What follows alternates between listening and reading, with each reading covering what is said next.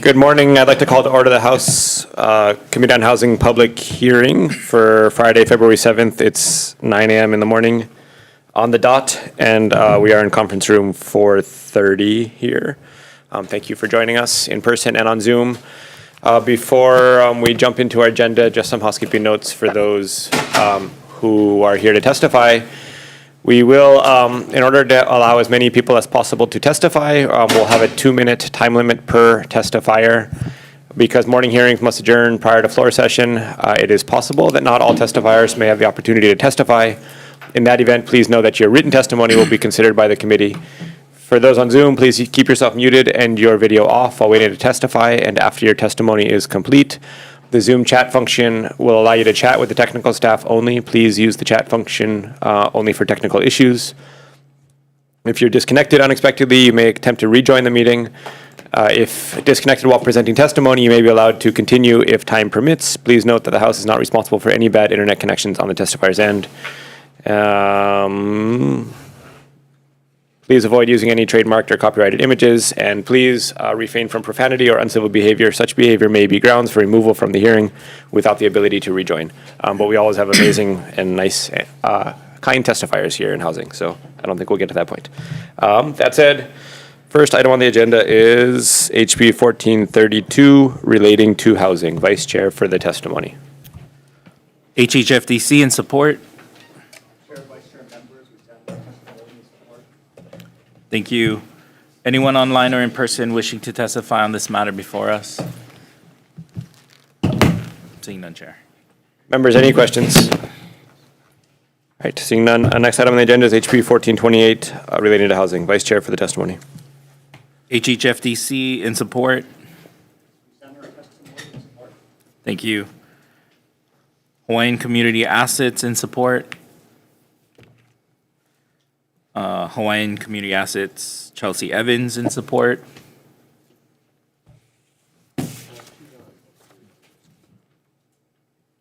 She is on Zoom, you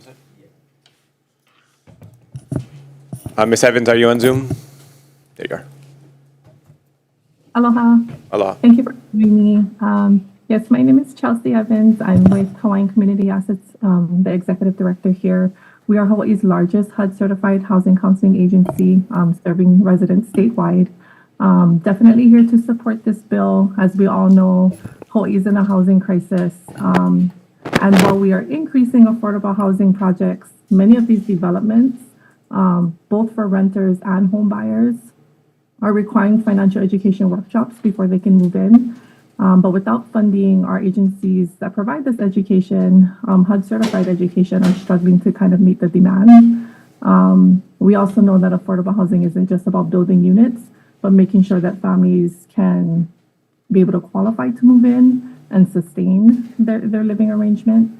And our HUD-certified counseling services have data that show that we can decrease eviction, support people through foreclosure, try to help people stabilize their financial situations. So yeah, overall, we just wanted to say mahalo to Speaker Nakamura for being able to have a conversation with us about kind of this part of the affordable housing piece that's been missing for a little bit. Mahalo. Thank you. Anyone else online or in person wishing to testify on HB 1428? Seeing none, Chair. Members, any questions? Seeing none, next item is HB 833 relating to community land trusts. Vice Chair for the testimony. HHFDC in support. Thank you. County of Hawaii Office of Housing and Community Development in support. Nahaleo Maui in support.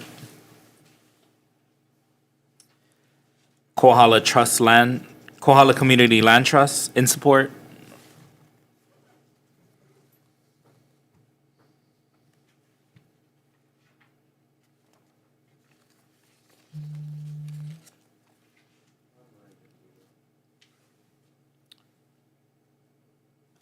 Beth Robinson, are you able to connect?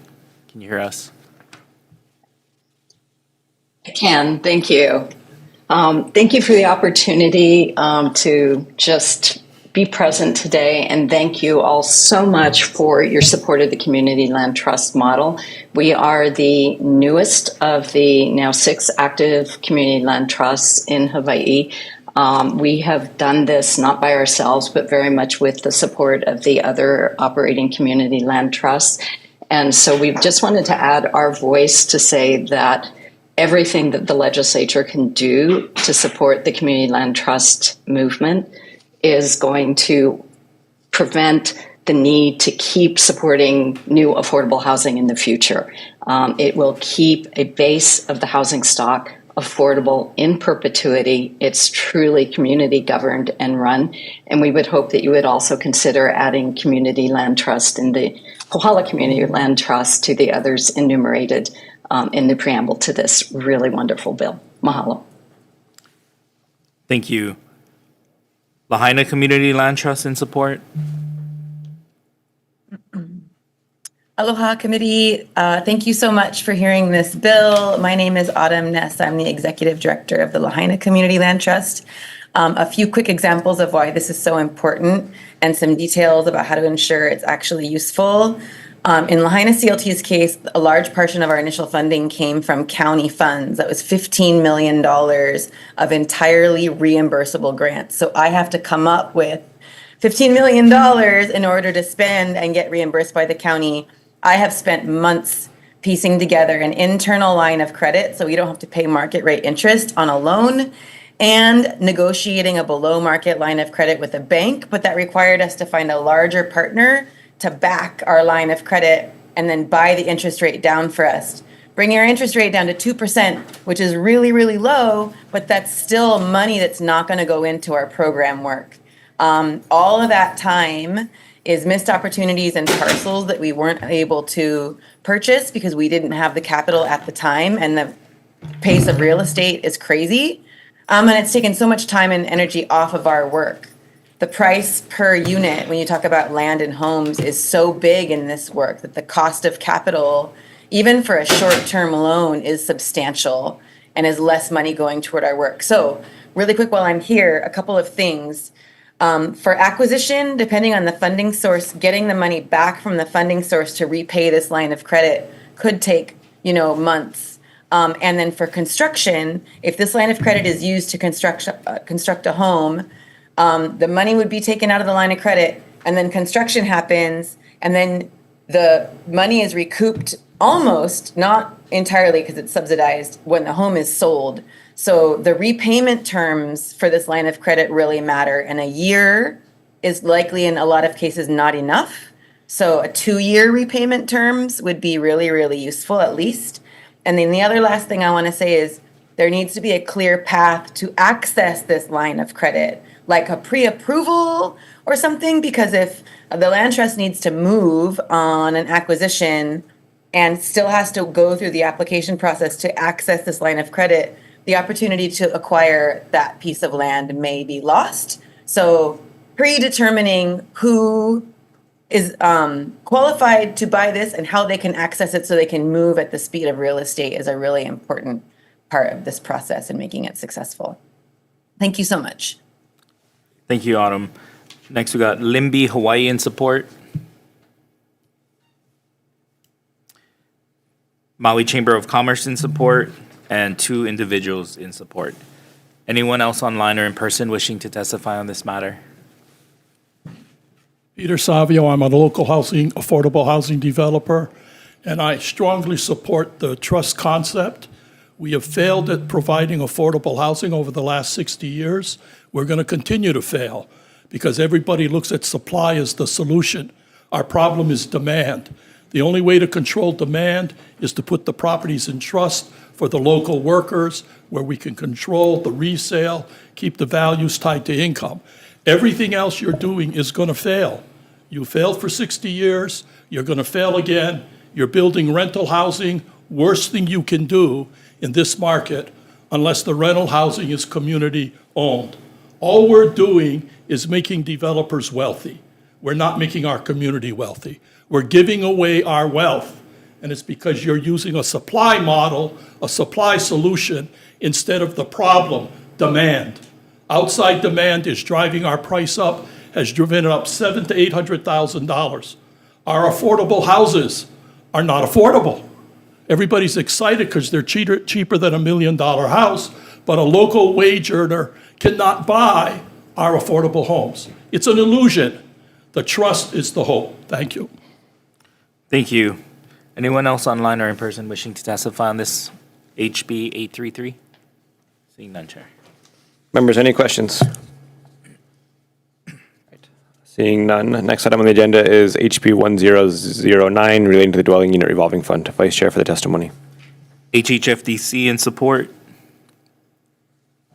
Chair, Vice Chair, members, HSFDC is in strong support of this bill. 2 years ago, the legislature authorized a pilot program for the DERF Equity Pilot Program, and it's been very successful. There are now 81 units in the program, and $7.4 million of the $10 million that was allocated has been committed to projects.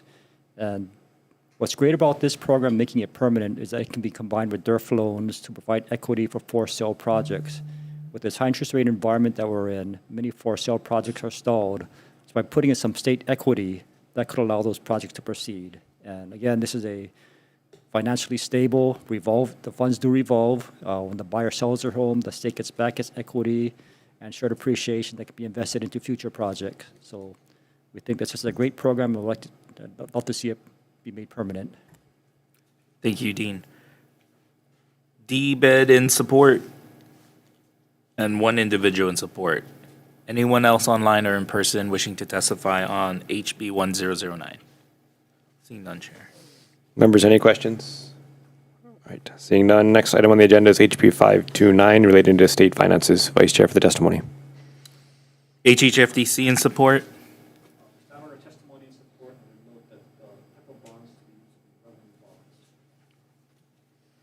Thank you. And Department of Budget and Finance with comments. Anyone else online or in person wishing to testify on HB 529? Seeing none, Chair. Members, any questions? Seeing none, next item is HB 432 relating to the rental housing revolving fund. Vice Chair for the testimony. HHFDC in support.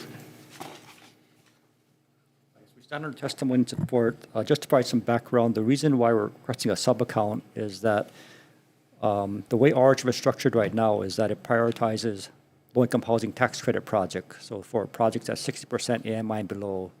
But there's also a need for provide housing for those above 60% AMI, who are at 65% AMI, 80% AMI. So this sub-account will provide funding for those kind of projects, rental projects. Thank you. Department of Budget and Finance with comments. Office of Housing from the City and County of Honolulu in support. The Chamber of Commerce of Hawaii in support. Holomua Collaborative in support. Josh Wish with Honolulu will stand our testimony in support. Thank you. Hawaii Appleseed in support. Susan Lee.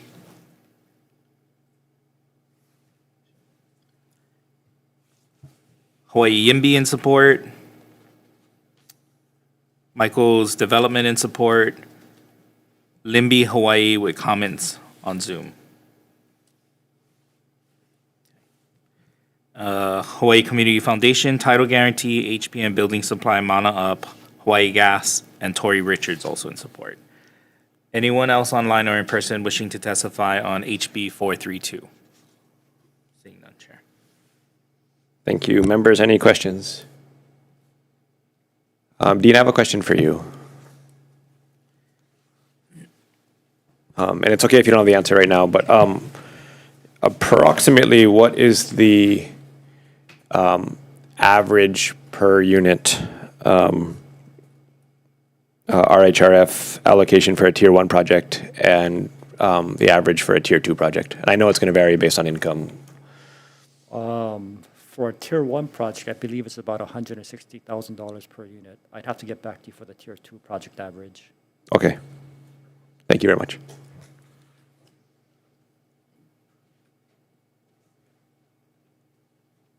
Members, any further questions?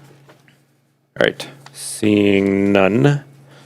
Next item on the agenda is HB 419 relating to housing. Vice Chair for the testimony. HHFDC in support. Thank you.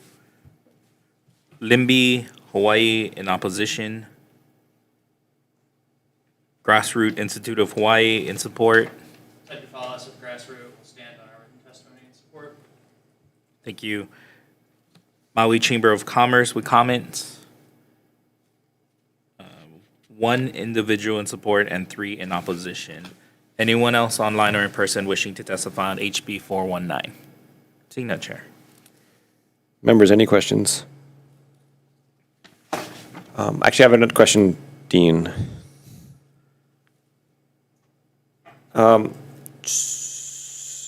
Typically for, at the councils, are they approving these over multiple readings? Or is it possible for them to approve it in a single reading at council? It is possible. There are times when the council has expressed that they don't have enough time, but in most cases, it has been possible to meet the deadline. And does it come to them in the form of a resolution for approval? We do provide a draft resolution to the council, yes. Okay. Okay, thank you very much. Members, any further questions? All right, seeing none. Next item is HB 527 related to housing. Vice Chair for the testimony. HHFDC in support. Thank you. Department of Planning and Permitting in opposition.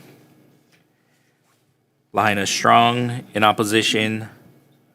Limby, Hawaii in opposition. Housing Hawaii's Future in support. Grassroot Institute in support. Stand on our written testimony in support. Thank you. And 2 individuals in opposition. Anyone else online or in person wishing to testify on HB 527? Seeing none, Chair. Members, any questions? All right, seeing none. Next item is HB 416 relating to housing. Vice Chair for the testimony. HHFDC with comments. Thank you. Office of Planning and Sustainable Development with comments.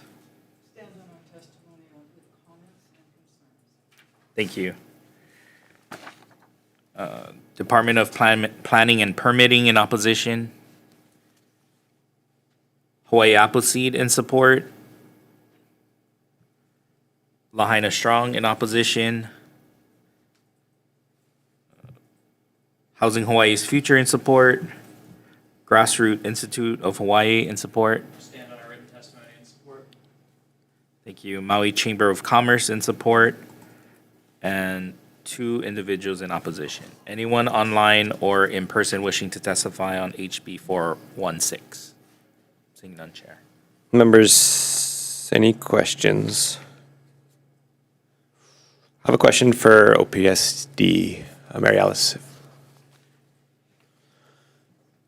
Good morning. There were some concerns in testimony regarding possible bypassing of approval processes for development on rural or agricultural land. So currently, even if this were to pass, correct me if I'm wrong, but the LUC would still have to approve a 201H project on non-urban zone land?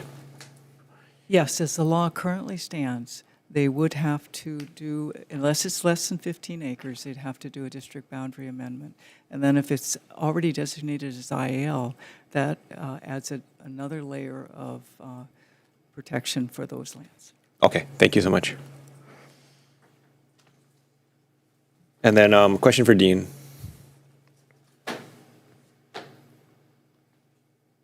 Good morning. So the bill is just for projects that have 21H-38 projects that have a financing commitment from the state. Yeah. And what percentage of 21H projects receive state financing? We're seeing that the majority of 21H38 projects are LIHTC projects, so I would say in recent years, about 90% of those have a financing commitment, or we'll get a financing commitment. And was that different in the past in lower interest rate environments, or would you expect it to be different in the future? We hope that as interest rates come down, that there'll be more for sale projects that don't use state financing. Okay. And then, so as this bill is drafted, though, if it doesn't receive state financing, then it would still go through the typical county approval process, right? Yes. Okay. All right, thank you very much. Oh, sorry. Rep. Grandinetti. Thank you. Dean, I was wondering how, at a maximum, how long is county approval holding up 201H projects? Well, by statute, I believe the council has 45 days. So in most cases, they work within that time frame. Okay, thank you. Members, further questions? All right, seeing none. Next item on the agenda is HP 417 relating to the rental housing revolving fund. Vice Chair for the testimony. HHFDC in support. Thank you. Department of Budget and Finance with comments. Holomua Collaborative in support. Thanks, Josh. Title Guarantee, HPM Building Supply, Mana Up, Tory Richards, and Hawaii Gas in support.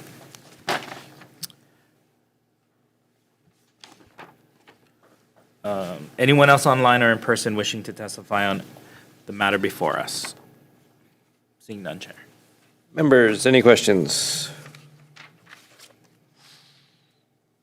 Actually, sorry, Dean, I got a question for you again.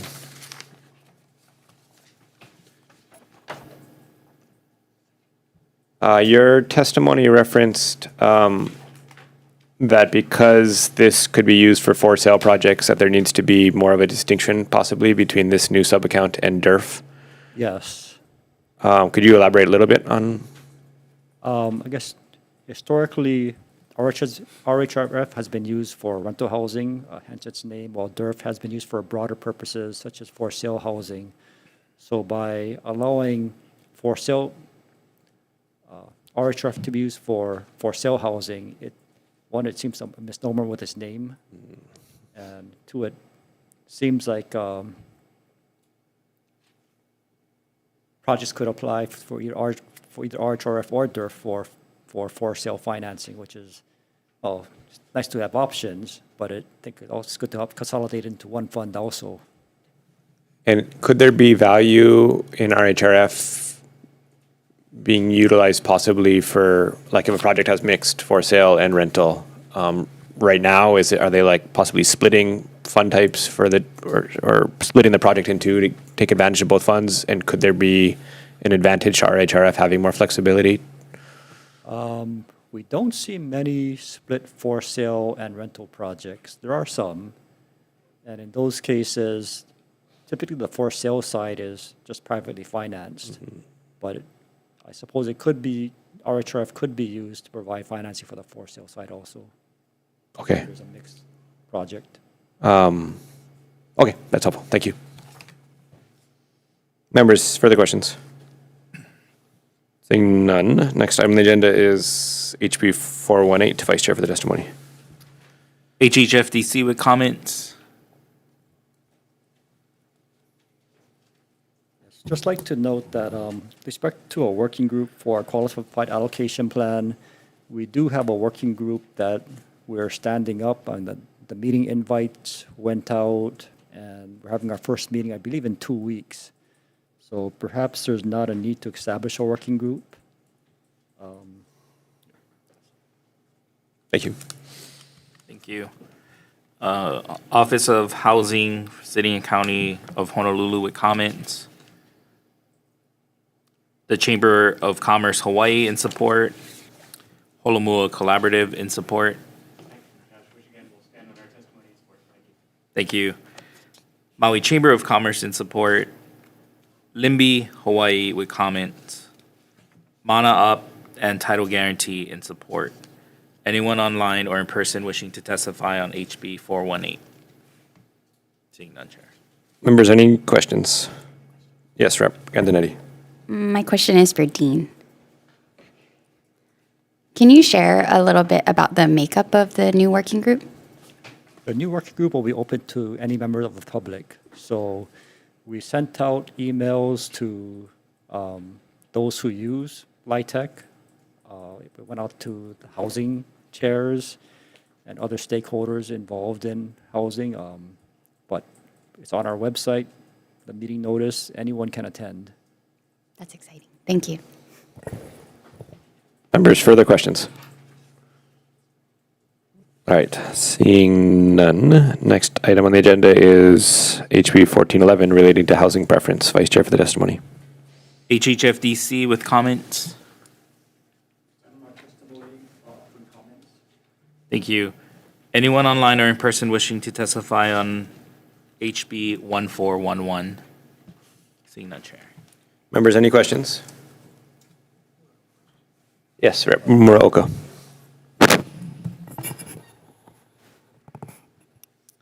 I guess this would be for Dean, maybe. You know,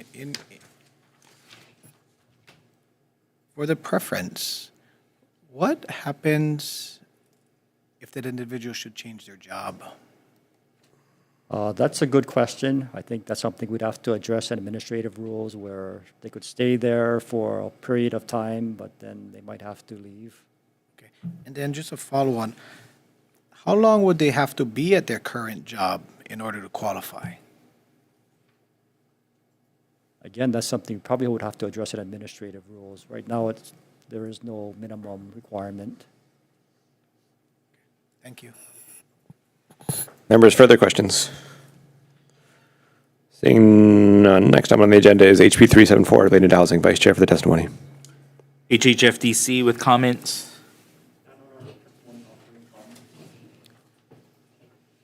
AG's office with comments. Good morning, Chair, Vice Chair, and members of the committee. I'm Deputy Attorney General Chase Suzumoto, and we have provided our written comments on House Bill 374. In our testimony, we suggest amendments to this bill by removing the duration requirement, specifically on page 1, line 17, through page 2, line 3, to avoid any challenges for violations of the constitutional right to travel. And I am available if you have any questions. Thank you. Thank you. Councilmember Addison Bulusan in support. Councilmember Fern Holland in support. And Hawaii State Association of Counties in support.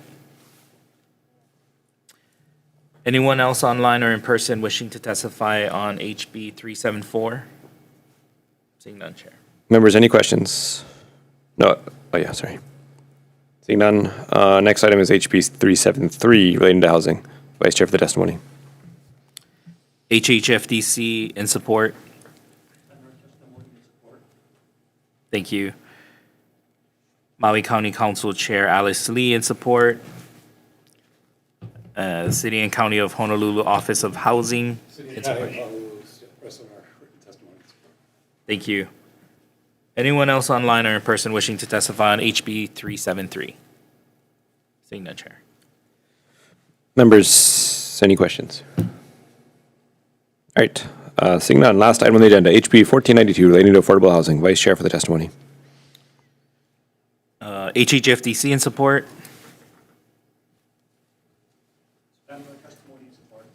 Thank you.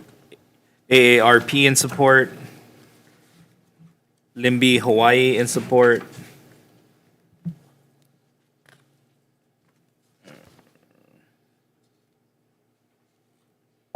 Angela Young CARES, Community Advocacy Research Education Services with comments on Zoom.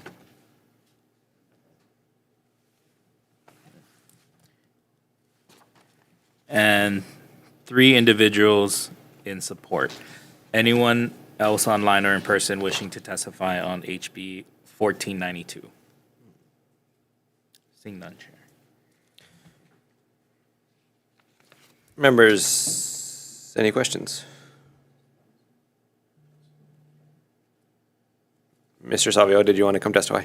What bill is this? 1492. This is your bill. My bill?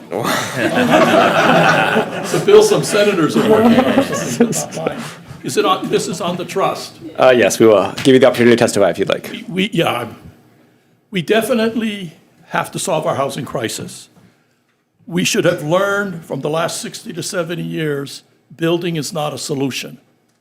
Controlling the market is. You need the trust.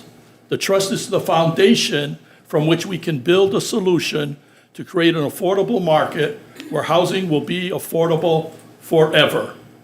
And it's relatively simple. It's no different than what we're doing now. The only thing we're going to change is who gets the financial benefits and who ends up owning the property. Because in every case, the rental building or the units, leasehold or fee, will go into the trust, and they will be protected for the whole term or forever. Wages will determine appreciation. We have created a market that would be Hawaii's real estate market if we did not have all of this distortion from outside buyers. It's the practical solution, and it will work. And it's doing what we're doing now, except we're going to keep all the financial benefits for our people. I encourage you to pass it. Thank you. Thank you. Anyone else online or in person wishing to testify on this matter before us? Seeing none, Chair. Members, questions? I have a question for Mr. Savio. So there's a number of community land trust bills on the agenda today is one. We've had some bills relating to voluntary deed restriction markets. I guess my question is what are your expected outcomes from this report that differ from the direction that we're going with community land trust and even support for, our HRF and RHRF? I think the land trust I'm talking about is much more extensive than anything the other groups are looking at. This is a trust that will hold rental buildings, fee simple buildings, leasehold buildings, every residential affordable unit. It will be community controlled, not government controlled, but the government needs to help set it up. It will have every financial program. It will be standardized. Right now, we have all kinds of affordable programs, but we're shooting arrows all over the place. Whereas if you have it in the trust, we end up with one program, and we can explain or maybe a few programs, but we can explain it. Lenders will understand it. Appraisals will understand it. Escrow will understand it. Buyers will understand it. And you've solved the fear of the affordable housing and the confusion over all the restrictions. The key is the ownership cannot be sold on an open market because the mainland buyer will outbid us every time. So we have to have a mechanism to keep it in this trust where the local buyers are given preference. And I guess the question for me then still is, do we need a report to do this? When, say, we have on our agenda today a bill to give low-interest financing to community land trusts, what about just a priority structure in that low-interest financing for this type of land trust? Giving low-interest financing is one solution of 30. What about the other 29? The key to the trust is it's going to be a statewide trust. It's going to end up holding hundreds of thousands of units. It is going to be the local market. And if you have a lot of individual trusts, I don't think it will work as well because you'll have different rules, different decisions. It has to be centralized to succeed. It's going to be a large market. Every local person is probably going to end up putting their house, even if they're outside the market now, putting it in because they'll benefit from it. So to have these individual trusts, they're good. But the master trust or the large trust or the state trust is what we need. It's got to hold everything. It's got to hold all the programs. And it gives us the focus to see the problems, the solutions, what's working, what's not working. I appreciate that clarification. So, and again, I guess we already have government-owned leasehold properties with limited equity appreciation. So is that differing from those? Is it just trying to expand those types of programs? Again, you're talking about one program. To do affordable housing, it's not, well, what we're doing now doesn't work, okay? But we do build housing. We've built hundreds of thousands of units. The problem is none of them are affordable because once they get to the market, we lose them, okay? If we're going to do affordable housing, It has to be a focus, a commitment. You know, we're talking about building 50, 60,000 homes in the next 4 or 5 years, hundreds of thousands of homes probably in the next 10 years. The way we're doing it now will not work because there's no focus. It's a lot of individual programs, a lot of great ideas, but they'll even work better if they're centralized in a trust and everybody's looking at it with the same standards, the same rules, the same requirements. Right now, as a rule, we're happy when someone gives us an affordable unit. The city's building a whole bunch at $400,000. One bedroom's at $400,000. Great, cheaper than the market, but unaffordable. A one-bedroom unit should be $200,000. Okay, so we're building affordable housings that aren't affordable. If they're in the trust, we can then target those buildings and say, okay, here's what we're going to do to make that 400,000 unit available for $200,000. It can be done. The having this, I mean, it's sort of like going to war. You're either going to have one general in charge, which is the master trust, or you're going to have 100 separate generals doing whatever they want to do. You're destined to fail. Right now, Hawaii is destined to fail. We have failed for 70 years. Why you think what we're doing now is going to work, I have trouble comprehending, because it hasn't worked. So the trust to me is the solution. It also solves the constitutional issues because the state will establish it. Okay, so it's a government-established trust, but it's, again, controlled by the public. And given that it sounds like you have a pretty clear idea of the direction that you think this trust should go, I guess, why do we have a bill for a report to look at this instead of a bill to actually establish this form of The bill trust? was prepared by a group of legislators who didn't think the legislature was ready to actually approve the concept because they found it sort of new and revolutionary. And I said, guys, you take it and run with it. I'll come and try to explain it. They prepared the bill. They thought it was the best way to start the dialogue. The response we've gotten at community meetings and everything so far is exactly what you're saying. Why don't you just go right to a trust? Let's set it up. The public believes it's going to work. They see it. It's a logical, simple solution. And maybe that's the problem. The explanation seems simple. The actual structure is more complex. And this is something I've sort of created on my own with a few business people helping me. But part of the advantage of taking time to set up the trust is it gives everyone in the community a chance to step forward with questions and challenges and create a better, monster, if that's what you want to call it, okay? That's why in the book I wrote, I talk about setting up the trust is going to take maybe 2 or 3 years. But during that interim, there are things we can do to help solve the housing crisis immediately. And if we do those 3 or 4 things, we don't need the trust. And by the time they're done, the trust will be there. And those 3 things were Hawaiian homes. It's already a controlled market because you can only sell to Native Hawaiians, and they have to be working here and living here. The other one is the rental market. We should not approve rental projects that are owned by mainland or investors or owners. They should be owned by tenants or by the trust, because then that building will be affordable forever. So we could approve the buildings now, and by the time they're built in 1 or 2 years, the trust should be established.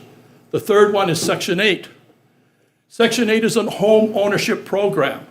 Senator Inouye got it changed in '85, yet we only use it as a rental program.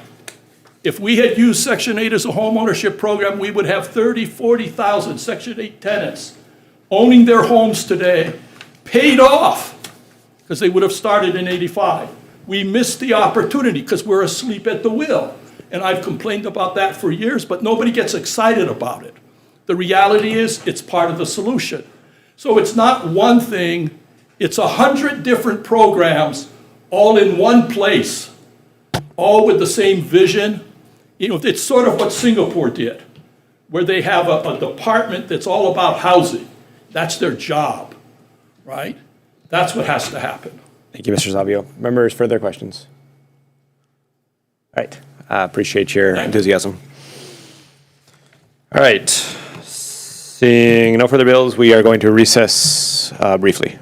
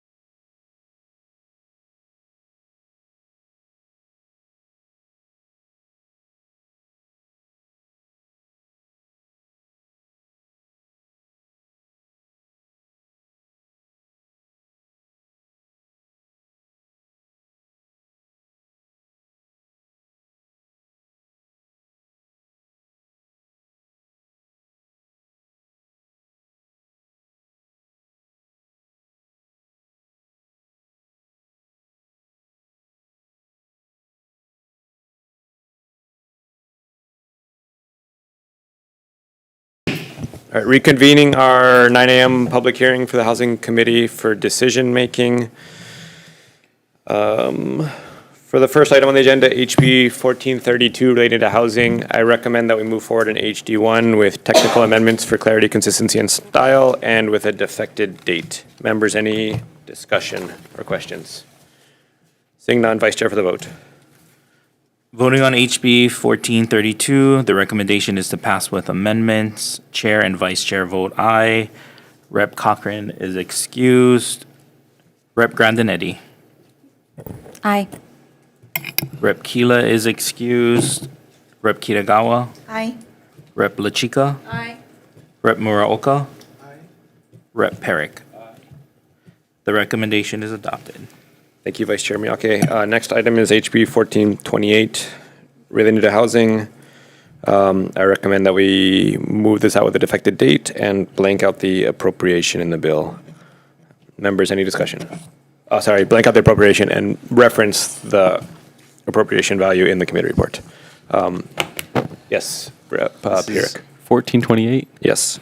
Okay, so my understanding is this bill uses $5 million of taxes towards like helping people get counseling to understand how to not become homeless. We already pay taxes for the state library. People can go to the library, watch free YouTube videos on how to not become homeless, get a job, pay the rent and mortgage that way. I don't recommend we use more tax dollars for this kind of counseling. Instead, we use it elsewhere. So I'll be voting no. Thank you. Appreciate your concerns. Members, further discussion? Seeing none, Vice Chair for the vote. Voting on HB 1428, the recommendation is to pass with amendments, noting the excused absence of Representative Cochran and Representative Keela. Are there any members voting with reservations? Any no votes? Rep. Perrick. The recommendation is adopted, Chair. Thank you. Next item on the agenda is HB 833 relating to community land trusts. I recommend that we move this out with an HD1 with technical amendments for clarity, consistency, and style with a defected date to blank out the appropriation and mention the value in the committee report, and based on the testimony we got today, to add Kohala Community Land Trust to the list of community land trusts in the preamble. Members, any discussion? Seeing none, Vice Chair for the vote. Voting on HB 833, the recommendation is to pass with amendments, noting the excused absence as of Representative Cochran and Keela for the remaining of this hearing. Any members voting with reservations? Any noes? Seeing none, Chair, the recommendation is adopted. Thank you. Next item is HB 1009 relating to the dwelling unit revolving fund. I recommend we move on to HD1 with technical amendments with a defective date and to adopt HHFTC's amendments proposed in their testimony. Members, any discussion? Seeing none, Vice Chair for the vote. Voting on HB 1009, the recommendation is to pass with amendments. Are there any members voting with reservations? Any noes? The recommendation is adopted. Thank you. Next item is HB 529 relating to state finances. I recommend that we move this out with an HD1 with a defective date, clarify that the bill authorizes revenue bonds, and blank out the value of the line of credit and reference it in the committee report. Members, any questions or discussion? Seeing none, Vice Chair for the vote. Voting on HB 529, the recommendation is to pass with amendments. Are there any members voting with reservations? Any noes? Seeing none, Chair, the recommendation is adopted. Thank you. Next item is HB 432 relating to the rental housing revolving fund. I recommend that we defect the date, tech amendments, and define perpetual as the life of the project, and blank out the appropriation and reference it in the committee report. Members, any discussion or questions? Seeing none, Vice Chair for the vote. Voting on HB 432, the recommendation is to pass with amendments. Are there any members voting with reservations? Any noes? No vote for Representative Perrick. The recommendation is adopted. Next item is HB 419. I will be deferring this bill today. We have three separate bills relating to 201H projects. I think they're all doing slightly different things. So I plan to only move one of those bills. And I don't necessarily think that saving 15 days of the process will be all that significant. And so we'll be deferring HB 419. Next item is HB 527 relating to housing. This prohibits the legislative body of a county from making modifications to housing development proposals that would increase the cost of the project. I will also be deferring this bill. I think it is unclear what exactly that would mean. DPP provided interesting testimony saying that essentially any revision to plans could be considered a cost increase, and that's going to increase the cost of a consultant. And so I think it's vague on what that means. And potentially problematic, as there might be minor changes that come through that everybody agrees on, yet they couldn't go forward with that because that would increase costs. So I will be deferring HB 527. Next item is HB 416 relating to housing. I do recommend that we move this forward for continued discussion. For me, I am in broad agreement with some of the arguments brought up in testimony from Appleseed and Grassroot and others about the duplication of current processes, and so I at least want to, continue it forward so we can keep talking about this. And I recommend then we move on to HD1 with an effective date, that we adopt the amendment proposed in testimony by HHFDC, that we narrow it down so that only projects with financing commitments from the state that are within the urban state land use district can proceed without county legislative approval.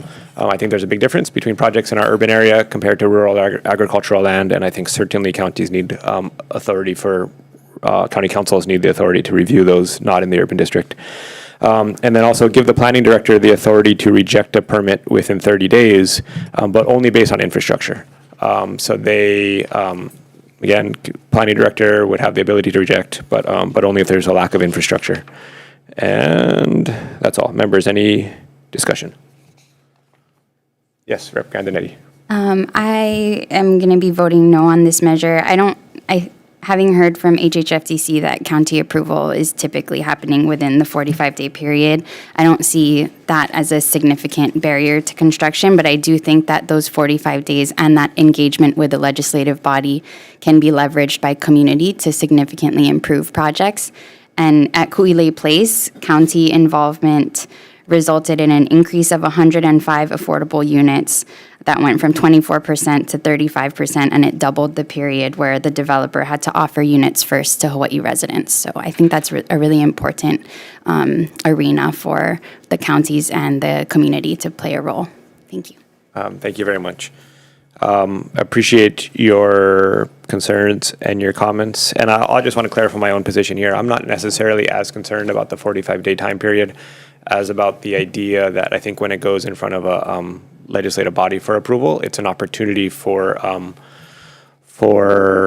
sort of personal exactions. It's almost like any individual can hold a project up in order to get what they want out of that project. And I think that we should just have strictly defined standards in statute and in code for what we want to see out of these projects. But I entirely understand your concerns and respect them. Members, further questions? Seeing none, Vice Chair for the vote. Voting on HB 416, the recommendation is to pass with amendments. Are there any members voting with reservations? Any noes? Seeing the no vote for Rep. Grandinetti, the recommendation is adopted. Thank you, Vice Chair. Next item is HB 417 relating to the rental housing revolving fund. I recommend that we move on in HD1 with tech amendments with a defective date, and to not allow this to be used for sale housing, as the dwelling unit revolving fund can be used for that purpose. And this was brought up by HHFDC in their testimony. But I do want to make a note in the committee report that I think this should be up for further discussion, in that based on further exploration on whether there could be value and more flexibility in RHRF being able to be used for dual purposes. Members, discussion. Seeing none, Vice Chair for the vote. Voting on HB 417, the recommendation is to pass with amendments. Are there any members voting with reservations? Are there any no votes? Seeing none, Chair, the recommendation is adopted. Thank you, Vice Chair. Next item is HB 418 related to housing. I will be deferring this bill as HFCC has already established a working group, and I don't think we need to establish a duplicate working group. Next item is HB 1411 relating to housing preference. I recommend that we move on to HD1 with a defective date and with tech amendments. Members, any discussion? Seeing none, Vice Chair for the vote. Voting on HB 1411, the recommendation is to pass with amendments. Are there any members voting with reservations? Any no votes? No vote for Rep. Pyrick. The recommendation is adopted.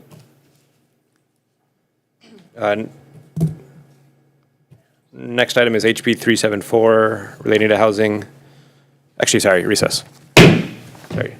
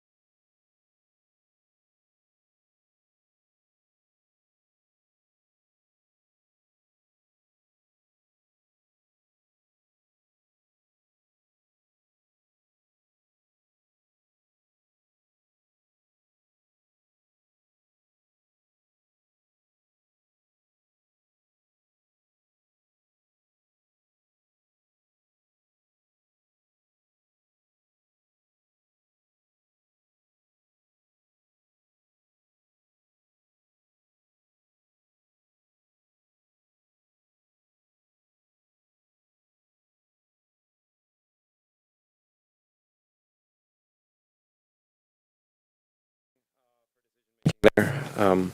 I got a call that I thought was committee related, but it's not. So we will keep moving it. We are on 374.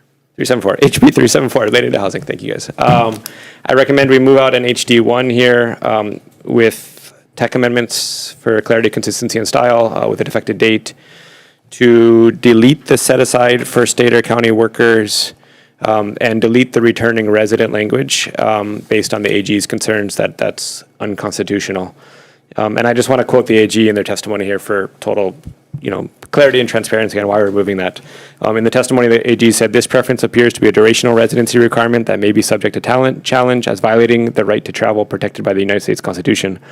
The right to travel, in addition to the right to enter and exit another state, the right to travel refers to the right to be treated like other citizens of that state. And a state law that burdens this right, quote, unless shown to be necessary to promote a compelling government interest, is unconstitutional. So we will be removing that language in there. Members, any discussion? Yes, Rep. Pyrick. No, the 5-mile radius bill, well, there's two which have a preference for radius. So the radius is still standing in both, yeah. Thank you. Members, further questions or discussion? Seeing none, Vice Chair for the vote. Voting on HB 374, the recommendation is to pass with amendments. Are there any members voting with reservations? Any no votes? No vote for Rep. Pyrick. The recommendation is adopted. Thank you, Vice Chair. Next item is HB 373 relating to housing. I recommend that we defect the date and add clarifying language to preserve the amendments made by Act 45. Members, which is basically a technical amendment here. Members, any discussion? Seeing none, Vice Chair for the vote. Voting on HB 373, the recommendation is to pass with amendments. Are there any members voting with reservations? Any no votes? Seeing none, Chair, the recommendation is adopted. Thank you. HB 1492 relating to affordable housing. I will be deferring this. The Senate version is moving. I'm hoping that we can get more clarity from at least the introducers on that side on what the intention here was for the outcomes of this study. I think we are doing a lot of work in this committee to do exactly what the study is calling for. Right, we've had a number of land trust bills. We had a bill to allocate $600 million to DHHL, which is a massive land trust. Every government financed housing project, I think, is in line with this, et cetera, et cetera. And so I think we are doing a lot of the things. I personally would prefer to see a bill that establishes exactly what is intended here, and then we could deliberate that through the legislative process. But I'm wary about appropriating money for a study with sort of undefined outcomes on what we want to see out of that study. So we'll be deferring it. If it comes over from the Senate, then we can continue to explore it, and hopefully it's elaborated a little better in that version. All right, seeing no further business, this hearing is now adjourned.